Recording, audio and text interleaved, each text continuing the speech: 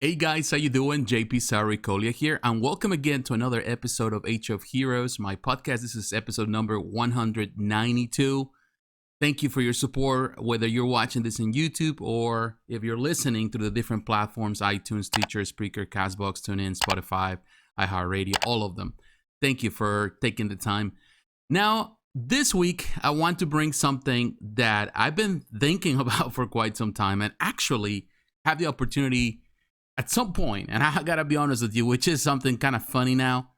Back in August, I recorded this podcast, this episode. It was a big deal then. People were talking about it for some time. There were a lot of issues going on in the community. So I wanted to talk about it. And I recorded an episode. It was a long conversation. I was happy about it in the end because definitely I shared a lot of information. I did of course, kind of like an essay about it. And I was so thrilled about it, but stupid me, I came one morning when I was about to start editing the video or something. For some reason, some stupid reason, I deleted the video. I tried to recover it on my computer, but it was a big file, so I wasn't able to do it. I tried so many different ways, and it was a very, very disappointing day for me. And I said, well, we're not gonna be able to do it. So I kind of skip it. I say I'm gonna re-record it. I never got the chance, but I would say that after a while and I seen some of these things resurfacing again, some of these issues in regards to scamming, then I said, let me just talk about it because I think it's an important subject for a lot of people that are part of this community, that they are becoming collectors. And I'm talking about across the board. I'm not talking only for statue collectors, whether you're an action figure collector, a gaming collector, arcade one-up, anything that you collect, diecast, anything. This is something that can help anyone in any particular hobby. This is one thing that I cover in this channel, even omnibuses and comics and all of that. This is going to help you to understand and also to protect yourself, your investment, your money, so you don't get scammed, whether you are a buyer or whether you're a seller. So I want to cover a lot of things that I've seen over the years, that I've experienced myself. Thankfully, I haven't been scammed as many times as some people have, but at the same time, I've always been very careful about the transactions that I'm part of. I've been close to being scammed, being able to solve the problem every single time. So I haven't really lost a lot of money in the process, but I know some people have lost a lot of money and they're continuing to lose money because they're not well informed. So in this podcast, in this episode, we are going to cover all of that because that will give you a peace of mind and will help you to understand any hobby you're part of, but also how to, be happy about it, not to have to confront the situations that can really are bothersome for sure. And unfortunately are very common in the hobby. So first, before we get into the whole thing, we need to set the foundation straight. So we need to know what type of scams are out there because there's so many variables, there's so many different scams. But regardless of the variables, regardless of, if this person is doing this or doing that, and sometimes there's a mix of a lot of things, there are only 4 basic scams that you are going to see. The first one is never receiving the promised item. That's the first scam that you're going to see. You buy something, you pay for something, whether it's online, whether it's on eBay, whether it's through Marketplace, on Facebook, whether it's anywhere, a forum, whatever, you never get what you were promised. You never receive anything. Whether it's a custom project with someone that is selling something that is going to do, it never happens. It never see fruition. You never get what you pay for. That's the first scam, the most basic one. The second one, getting something else instead. That means that you buy something and all of a sudden you get something that is not what you pay for, whether it's a totally different item, whether it's a box full of rocks and stones or paper just filled in so it has some weight, or whether you get like a copy, not even a fake of anything that you pay for. That is the second thing you're going to see. The third one is getting damaged or broken parts, which is very common. People sell stuff. They never tell you that it's broken or it's damaged or they have some water damage, whatever type of damage. You get it in the mail and then you realize that it's broken, that it's missing parts, there's some stuff that's not coming with it, but you were promised something totally different. The seller never mentioned it to you. That is the third common scam. And then the fourth one, which happens a lot, it's false claims. Someone sells something to you, then turns around and makes a claim that that you didn't send the money, or even that you sent something to someone and they receive it and it's intact, it's perfect, but the person goes to eBay or even Marketplace or any other place and makes a claim that they received something broken. Perhaps they broke it when they receive it, or perhaps it is not even broken. They just do an exchange with another part that they already have, and they're claiming that you send them something broken. It is very common, and it happens a lot. In any type of hobby I've been part, whether it's action figures, statues, it happens. So those are the 4 basic things. And of course, there are variables, there's variants that kind of take one from the other, but ultimately those are the 4th that you have to worry about, and are common in so many different ways, in so many different hobbies, in so many different communities. And those are the ones that you have to be careful. Now, what I want to talk about now that we know those are the basic ways to get scammed and, to suffer the consequences of it, the question is, and I want to really help out people on this one. We're going to cover 2 areas: how to avoid being scammed as a buyer, which is the most important thing. I think most collectors they want to be aware how to avoid that.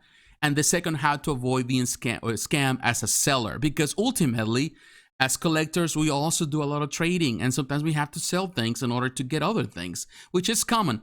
Most people that come into the hobby don't come as sellers. They come first as buyers, but ultimately we all transfer or move into selling some stuff so we can make room for newer stuff, or also sometimes we need the extra cash. So there are a lot of ways that situations, because ultimately we're collecting valuable items. So how can you avoid being scammed as a buyer should be the first thing.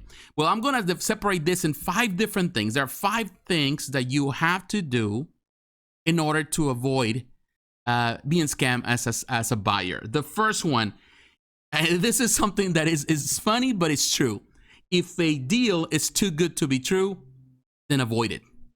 Bottom line, if it is too good to be true, if you see an offer that blows your mind, that someone is selling something half a price, or something that is so good to be true, something that is a grail that everyone is looking for, nobody can find, all of a sudden somebody shows up and says, I'm selling this for a fraction of the price that is going in the aftermarket, then avoid it.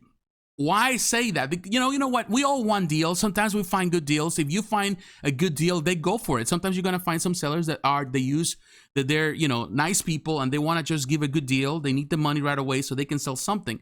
But however, most people, when they sell in something, even if they sell it at a discounted price, they're still going to try to stay within the price range of the stuff at the time. So if someone is selling something in a very low price, then you have to be careful. You have to ask yourself, is this person for real? Is this person trying to scam me?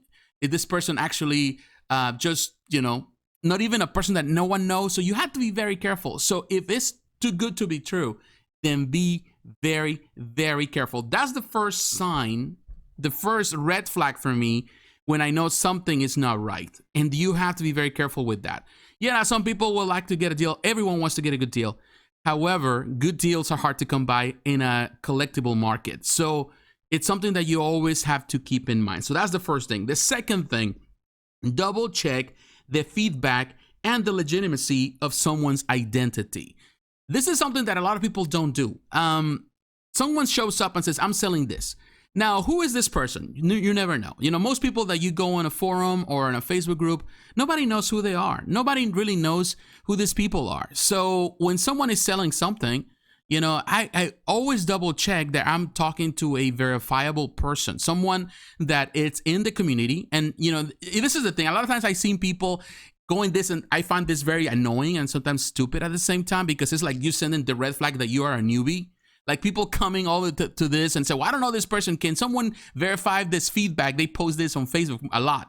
Can someone verify this feedback from John Doe, for example? The funny thing is that when you're doing that, you're just actually telling everyone that you're just a newbie. You're telling everyone that this is your first time buying there and you don't know anybody. So some people are going to, give you the feedback, but some people, and this is the funny thing, I saw recently a post with someone asked the same question on some of these groups. It was a statue group, and asked the question, and the person that actually gave the good feedback was a person, when I actually verified, went to the group, and the person has been in the group for like for years now, like I would say 3-4 years. However, the person has never posted anything on the group. It's the first time and the person, I have done deals with this person, is a good person. And then this conversation between the person that is actually the poster, or the person that supposedly is the seller, and this other person. But this person has never said anything on the group for 3-4 years. So that to me is a red flag. Because when you're part of a group, for the most part, everyone participates, everyone shares something or says something. And you're being a part of a group, but you haven't said anything. Even if you're trying to give good feedback from this person, that tells me that, what tells me, what would be, it could be, and it happens a lot, the same person that is giving the good feedback is the same person that is selling.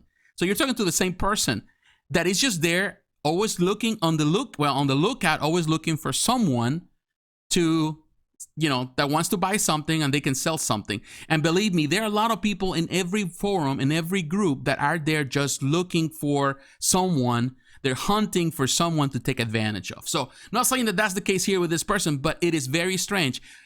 And for me, that's a big red flag, because a person that, if I know a person that is always there engaging, always talking, is always participating, then I know that that person is a person that I can trust, because is talking, is sharing pictures about the collection. They're always talking about it. They're always having conversations. They have friends there. You're talking to someone that in the end cares about reputation. And it's important to always verify that. I don't ask the question, because this is the thing. When I'm going to use this example. When you are a tourist, we've all been in tourist traps, places where you go and everything's, whether it's Rome, New York, places like that, people go there and you can see the locals from the tourists. The tourists are always looking, all surprised, asking questions. They're the people that always get scammed around, because people are selling all kind of trinkets to them, because they're scam. And when you are in this group and you're saying, can you verify this person? Then you show yourself being just a tourist. And, people are going to take advantage of you. Bottom line, sometimes it's better when you go to a place that you've never been, act like you're a local. That's just bottom line. And there are many ways that you can verify someone's identity, legitimacy, without just asking the question, just by looking at their posts, looking how long they've been members of this group. Are they parts of other groups? Do they have friends that you share the same friends from the same group? Are they posting constantly? Are they sharing information? Are they selling constantly? You can verify through the search system without just having to ask the question. Believe me, it really shows a lot. If a person is just there for the first time, it's a bogus photograph, they don't even share anything, you cannot even access their actual account on Facebook because everything is locked, then that gives me a red flag. So I don't even have to deal with people like that. But yes, always verify people before you get into any type of business or dealings with them. Now, the third thing that is important as a buyer, ask for proper photos of the items. That's something that a lot of people don't do. A lot of times, a lot of people, they post photos and they just use random photos from the internet. Believe me, a lot of the collectibles that I used to have, I used to take a lot of the stuff that I review. I used to take pictures of it and I used to post them online a lot. So people were taking, a lot of those photos are just roaming around on the internet, and people were using my own photos to sell their own items. And sometimes I confronted people, say, hey, you're using my photo to sell this product. I'm sorry, but take pictures of your own product so people can see it, because you are giving false advertisement. And you know what? Sometimes you get people fighting you back because of it, which they think that they have a right to do it. For the most part, that gives me a red flag. If a person is lazy enough not to, is not taking photos, is so lazy to take photos of their own product that they're trying to sell, and they go online and they grab a random photo, then you're dealing with somebody that, do you think is going to go the extra mile if something goes wrong with your transaction? It's not going to happen. So the first thing that you gotta do is just avoid those things. I always ask people, if you're selling this, send me pictures. I want to see pictures of the item. If it's boxed in because it's being, kept on storage, I want to see the item unboxed. I want to see it there because I want to see that there's no damage, because things can get damaged in storage. Just because in storage doesn't mean that there's no damage to the item. I want to see it. I want good pictures. And nowadays everyone has a pretty much a phone. In this case, these phones nowadays have great cameras. You can take good pictures and you can send me those pictures. If someone doesn't want to send you pictures, then that gives you a red flag. So yes, always ask, always look for the pictures. If someone is posting stuff and is posting enough pictures, then you're dealing with someone that is interested in selling and is forthcoming about everything. So it's important that you ask always before you pay money, before you buy anything. Always ask them to send you pictures of the item. Now, the next thing that is important here, the fourth step, is get tracking information and add insurance. Let's say that everything works out so well. Everything is good. But at the time that it's time to get the stuff to you, always ask you get a tracking number for you, so that way you can track the progress of how things go, the travel, whether it's within the country or even outside the country. When you do international transactions, I always ask for tracking information. If somebody doesn't want to give me tracking information, then I'm dealing with someone that is iffy. So it's important that you get that information, because anything that happens, I know where the package is at. It's important that you add insurance. I prefer to pay for the insurance. You know, people can add insurance for packages. It's not that expensive. Particularly on international transactions, is so important, because if something happens in transit, then I'm protected. So always ask for those things. And a seller that is going the extra mile doing that, then you know that that person cares about getting that product to you. So it's always an important thing. So you don't get scammed in this situation, so you don't suffer the consequences of it. Always ask for them to give you tracking information. Then you know that it was sent out, it was shipped out when it was said, when it was promised. But also that if something happens, you will be protected. You will be covered.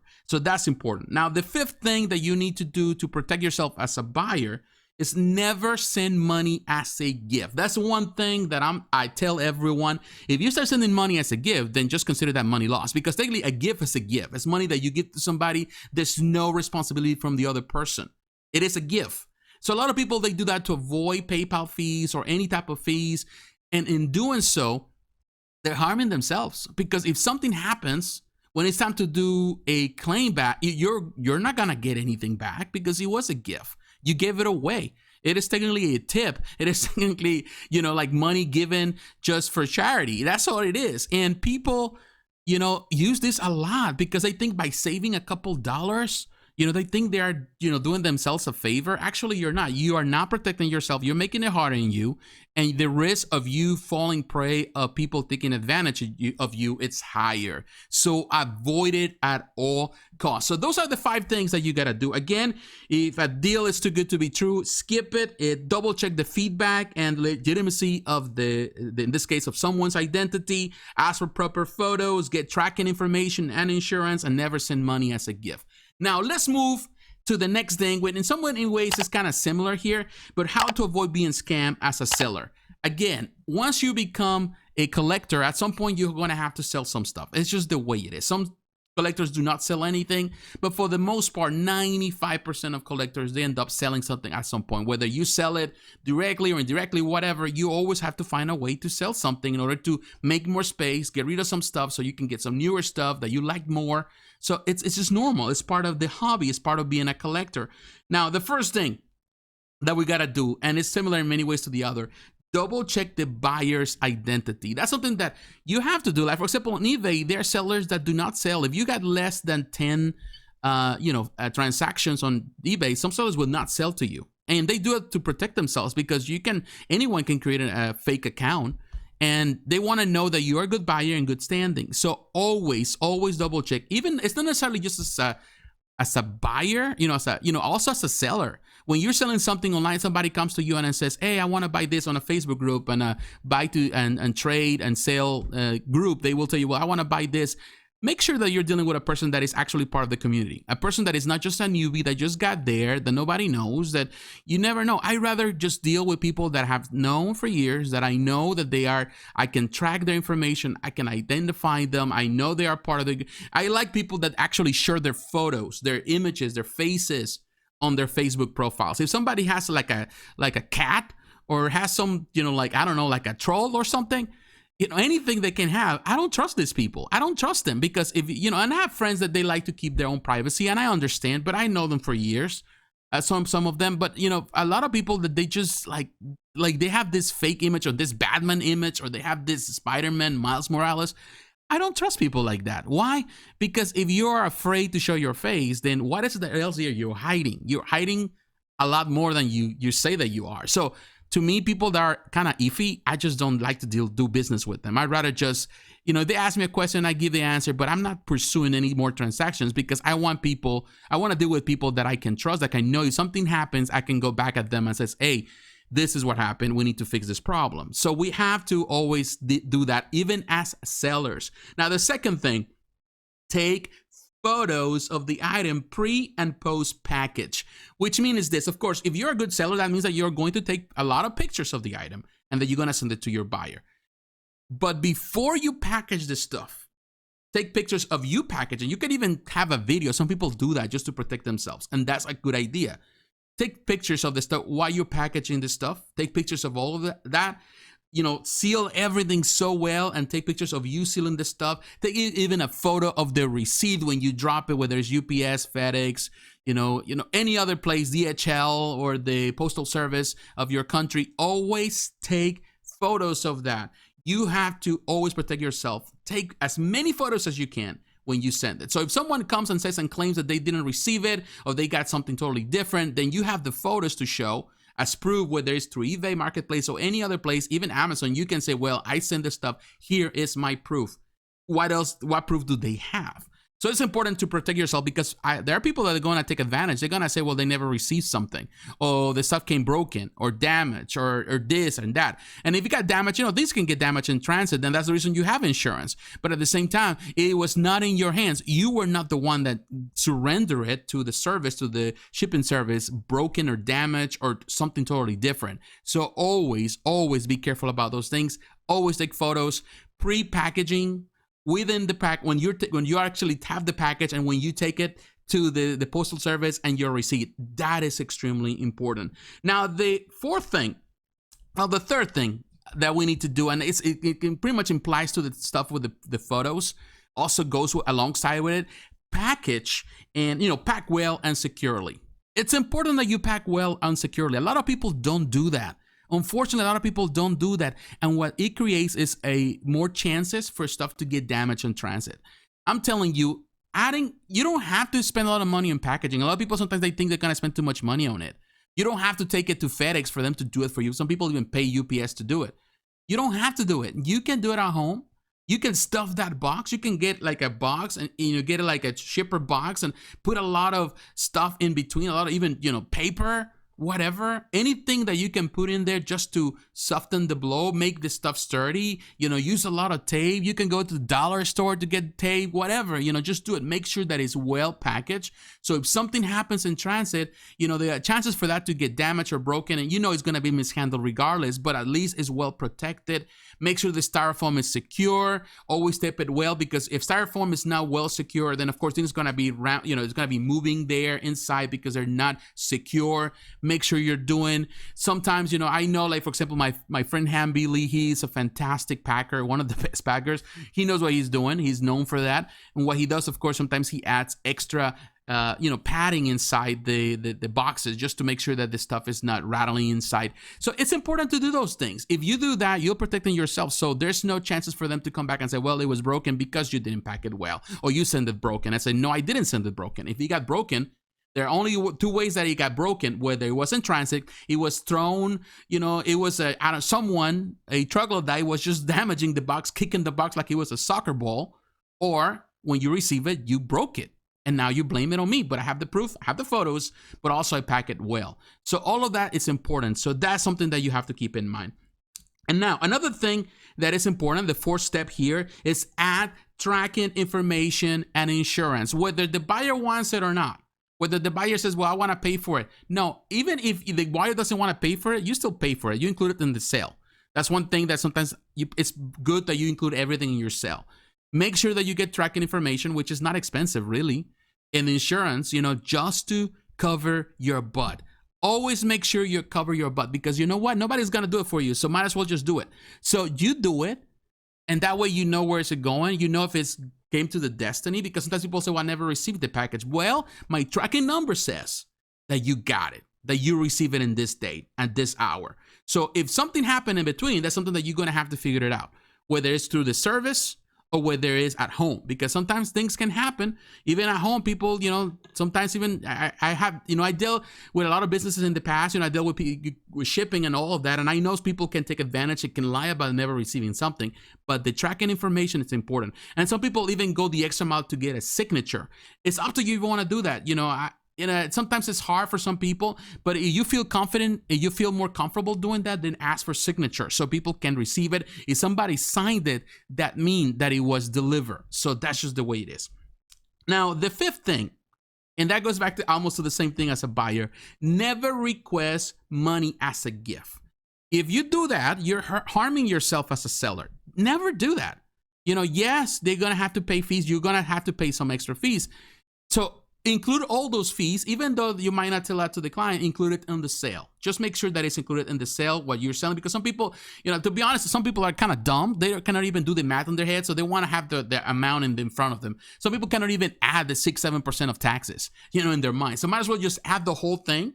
So that way you are clear and you know why you have enough room to play with the numbers. Also, you're going to get in trouble with the IRS. You're going to get in trouble, first of all, because, all of those things send red flags that you are getting a lot of transactions. Some people, that's the reason some people get in trouble a lot. I've seen some people complaining even here on YouTube saying, well, I got in trouble with this and they took my money and, eBay, scammed me. No, eBay didn't scam you. It's you just scam yourself because it's better to sell items as goods and services. It's just the way it is, because you're selling it. You're not giving it away.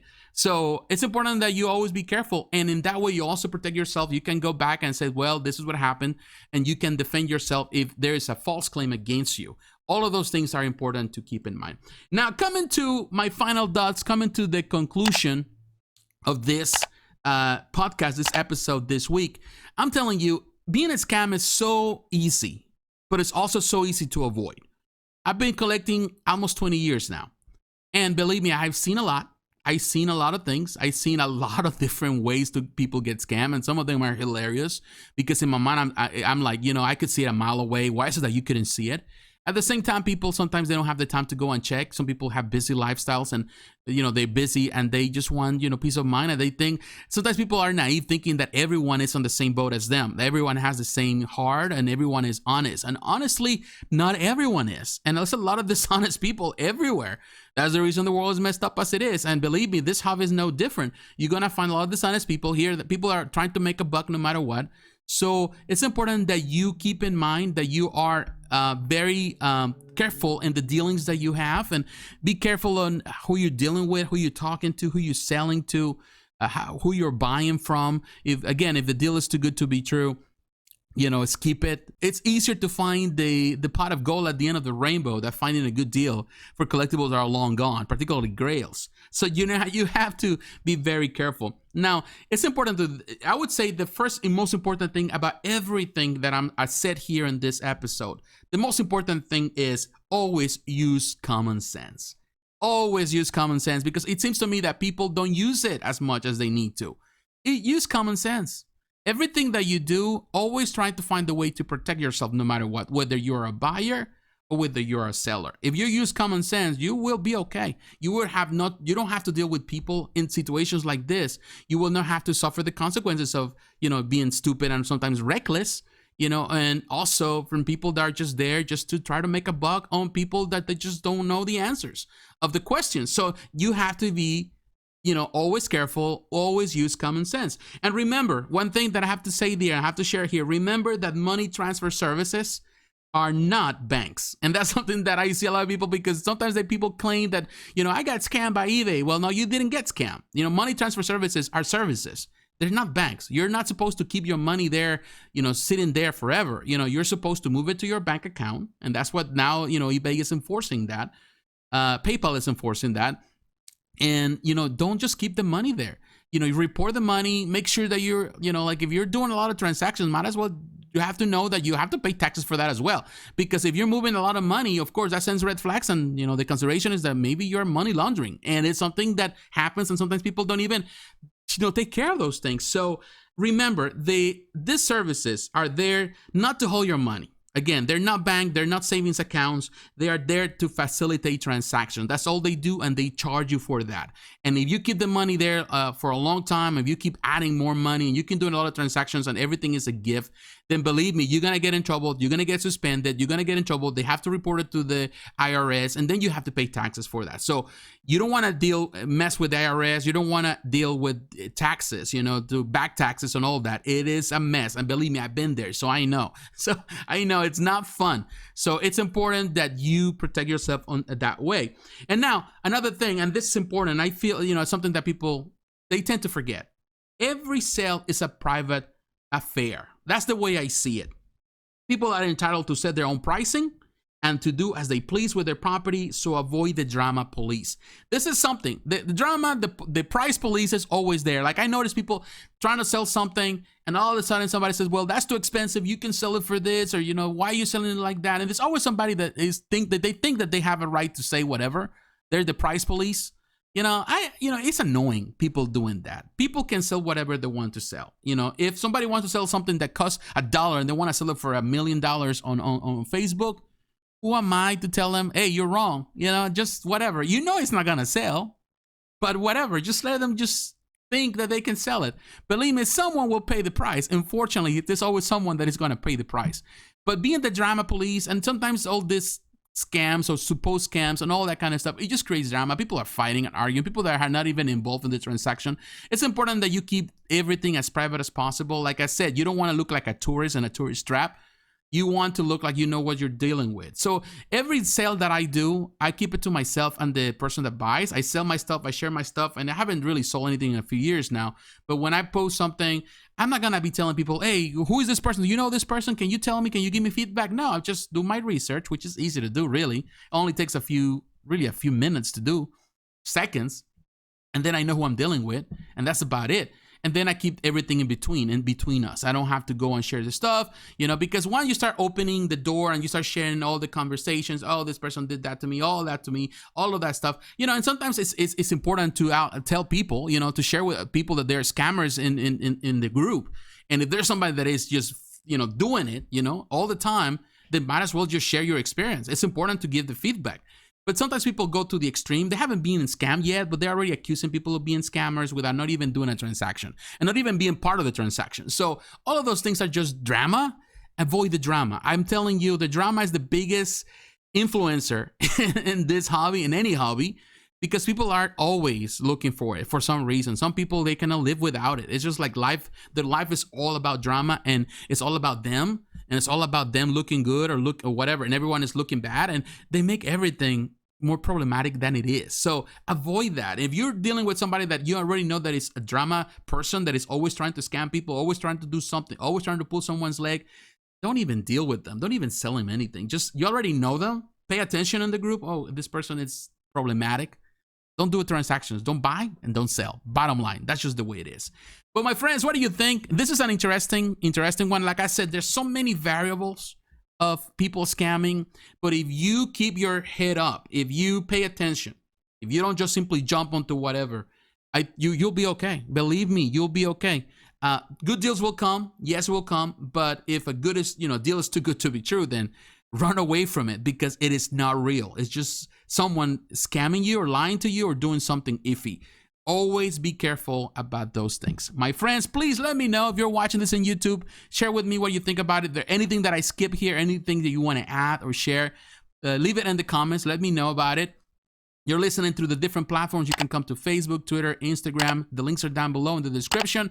Let me know your opinion. I would like to have this conversation with you as well. My friends, God bless you. Take care, and I will talk to you again. Bye-bye.